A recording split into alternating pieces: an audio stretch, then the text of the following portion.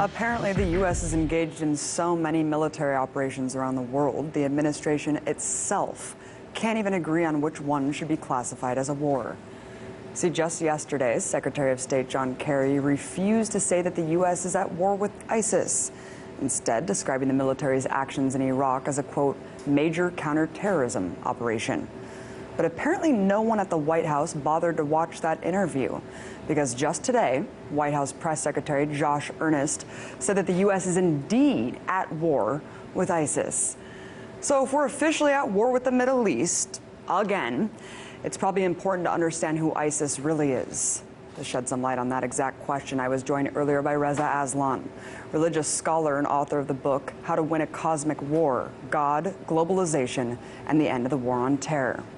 I started off by asking him if the goals of ISIS differ from that of Al-Qaeda.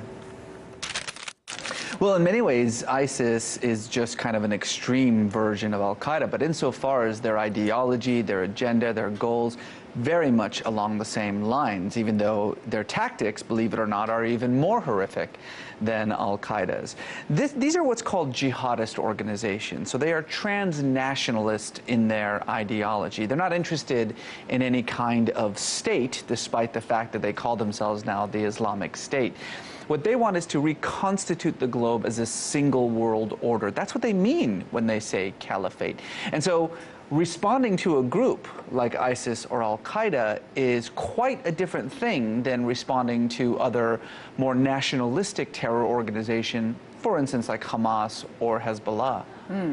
And you talk also in that book about the folly of viewing the war on terror through a religious kind of fundamentalist lens, and I wanted you to expand on why that's been so dangerous in regards to U.S. foreign policy in the Middle East. These are organizations that are fighting not a real war, but a war of the imagination. The bloodshed obviously is real, the brutality, the violence is real.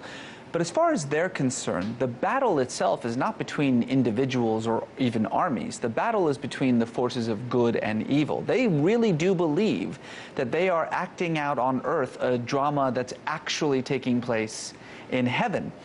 When we legitimize that kind of ideology with our own religious rhetoric, when we talk about good versus evil and these kinds of things, all we do is add fuel to the fire of their religious fanaticism. I mean, I always sort of say that you cannot out-fanaticize these fanatics. So the best way to confront an organization like this is to strip their conflict as much as is possible of any kind of cosmic or religious significance. And of course, these kind of fundamentalist beliefs don't evolve in a vacuum. What sort of economic and societal factors have bled into the roots of fundamentalism and caused this to kind of proliferate? This is where things get a little bit complicated, because as any expert, any sociologist will tell you, that the root of terrorism, regardless of whether it's religious terrorism or secular or nationalist terrorism, is some kind of socioeconomic dispossession.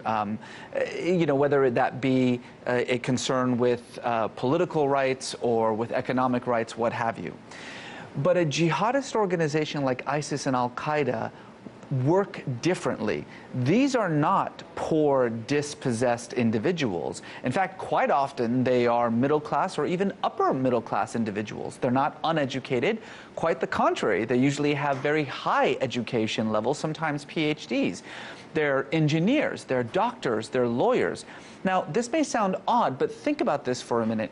If your goal is something as complex and sophisticated as the ridding of all borders and boundaries and national and ethnic identities and the recreation of the globe as a single world order, then you have a certain sort of intellectual capacity that could allow for that kind of idea.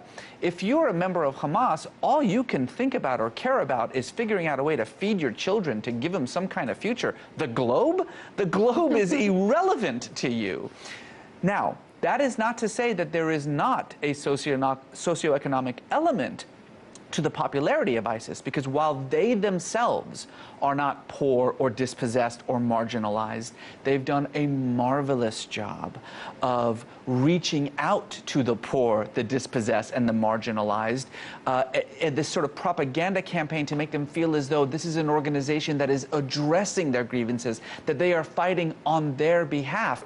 And it's a very successful message. It seems like the strikes that have been conducted so far seem to be on these strategic targets that kind of protect maybe Kurdish oil or things that the U.S. has an invested interest in. And I'm wondering, can't this be like a Nixon goes to China moment for Obama to actually go and reach out to Assad and reach out to other leaders that might be threatened by ISIS and actually put them in the fold, instead of kind of exacerbating those differences there and just, you know, striking at these targets? I don't know. You bring up a very, very good point, which is that even if we accelerate these aerial strikes by an order of magnitude, which we will have to if we want to do what President Obama outlined, even if we do that, that's still enough. That's still not enough. You cannot defeat ISIS without boots on the ground. That's just a fact. But it's not going to be American boots, because that's out of the question for a whole host of reasons. That means that we're talking about Syrian boots, we're talking about Kurdish boots, we're talking about particularly Iraqi Sunni boots, and we're talking about Iranian boots. Now, look at this. We have no relationships with Syria. The Kurds we call terrorists. The Iraqi Sunnis, you know, this is the Anbar province. This is a place that we have had very little cooperation with. And we're talking about Iranians. So you're absolutely right that if the goal, if ISIS is the perceived threat that the administration tells us to, this sort of incredible, even existential threat that must be dealt with at all costs, well, all costs means putting aside some of the differences, the nationalistic differences that the United States has with our perceived allies in this fight. I mean, the one amazing thing, the remarkable thing about ISIS is the way that it has already brought all of these enemies together. Turkey and the PKK are on the same team. Iran and the United States, we're on the same team. Even the Sunni and the Shia, Iran and Saudi Arabia, are actually on the same. These are two countries that have been fighting a war for 30 years. Now they have a common enemy. So I suppose, like in my dream fantasy, that this threat could be the kind of threat that would ultimately bring together these groups that have been enemies for so many years, you know, because we're fighting a common foe. But that would require bold decision making. It would require putting aside politics, and, well, you know, enough said. It just seems like this whole, you know, Obama's speech last night and kind of this military intervention almost is taking a page right out of the Bush doctrine. You just made a very good point where you said there is no threat to Americans here. There's no threat to Americans. You know, should we support that kind of preemptive measures of striking before there's an actual threat to the homeland? I don't think that you can say the proper argument for confronting ISIS militarily is to protect the American homeland. That's not a good argument. But there is a good argument, and that is that this is an organization that is in the midst of a genocidal campaign, a ethnic cleansing of Shia and Christians from Iraq at the very least.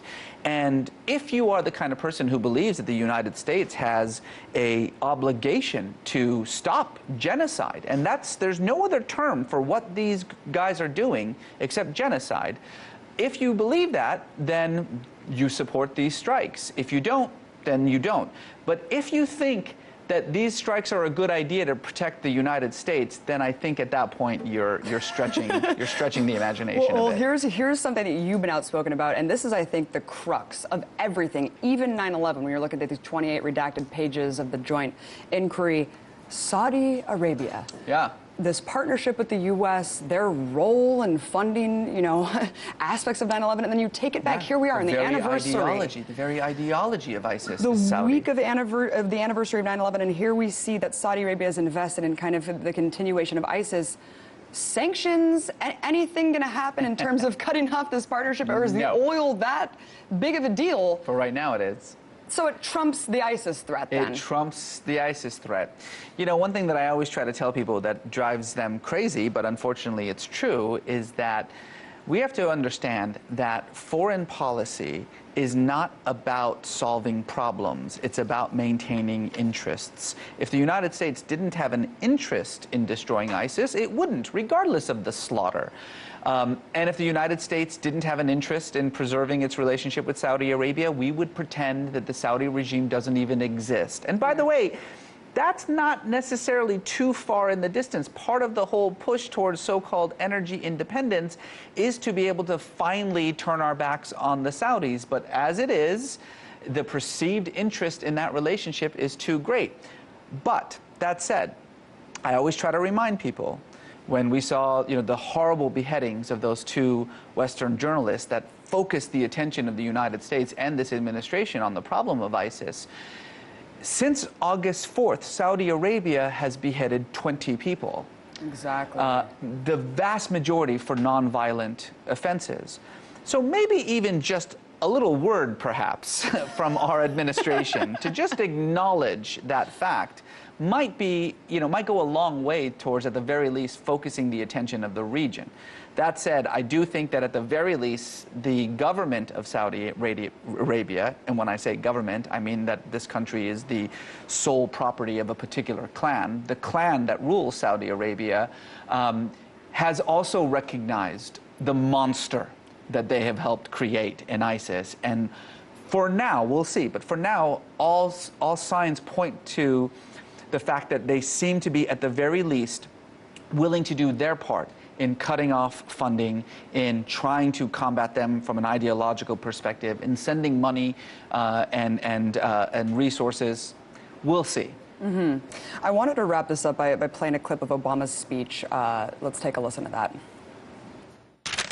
Moreover, I've made it clear that we will hunt down terrorists who threaten our country wherever they are. That means I will not hesitate to take action against ISIL in Syria as well as Iraq. This is a core principle of my presidency. If you threaten America, you will find no safe haven.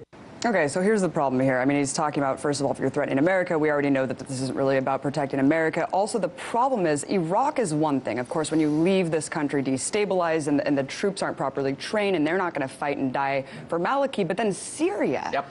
Syria, here we were kind of funding this other side, and now we're saying carte blanche authority to bomb Syria without the authorization of Assad. Well done. That, as I have been telling everybody, is the headline of the speech, that we are about to bomb Syria. It's amazing how that has just kind of gotten buried in everything else that the president said, but that's the headline. Now, one can say that, well, we were going to bomb Syria last year, but the Congress put a stop to it, and perhaps now the Congress, is in a place where they're not willing to, because of the enormous American support for such a campaign, to put a stop to it. And so perhaps the president is doing what he's wanted to do for quite some time now, but let's not lose focus. It's one thing for an aerial bombardment of Iraq when the Iraqi government is begging for it, when the Iraqi population is begging for it, but if we're saying that we're going to start bombing Raqqa, which is where the home base of ISIS in Syria is, that means that we are going to allow ISIS to start spreading into the rest of Syria, perhaps in western and northern Syria. Does that mean we're going to continue the bombing campaign? Are we doing this in coordination with the Assad regime, or the military at the very least? Are we doing it in coordination with the Free Syrian Army? That might have been a pretty good idea 2 years ago, but now, 2 years later, I mean, in many cases, the Free Syrian Army has been responsible for the same kind of gross violations of human rights that ISIS is responsible for. This is the sticky part, like I said. I mean, for everyone who heard that speech yesterday, that little clause, including Syria, should have been the thing that set off alarm bells. Absolutely. Thank you so much for your incredible insight. Reza Aslan. My pleasure. Author, religious scholar. Really appreciate you coming on. Ideology. They're not interested in any kind of state, despite the fact that they call themselves now the Islamic State. What they want is to reconstitute the globe as a single world order. That's what they mean when they say caliphate. And so responding to a group like ISIS or Al-Qaeda is quite a different thing than... Apparently, the U.S. is engaged in so many military operations around the world, the administration itself can't even agree on which one should be classified as a war. See, just yesterday, Secretary of State John Kerry refused to say that the U.S. is at war with ISIS. instead describing the military's actions in Iraq as a, quote, major counterterrorism operation. But apparently no one at the White House bothered to watch that interview, because just today, White House Press Secretary Josh Earnest said that the U.S. is indeed at war with ISIS. So if we're officially at war with the Middle East, again, it's probably important to understand who ISIS really is. To shed some light on that exact question, I was joined earlier by Reza Aslan, religious scholar and author of the book, How to Win a Cosmic War, God, Globalization, and the End of the War on Terror. I started off by asking him if the goals of ISIS differ from that of al-Qaeda. Well, in many ways, ISIS is just kind of an extreme version of al-Qaeda, but insofar as their ideology, their agenda, their goals, very much along the same lines, even though their tactics, believe it or not, are even more horrific than al-Qaeda's. These are what's called jihadist organizations, so they are transnationalist in their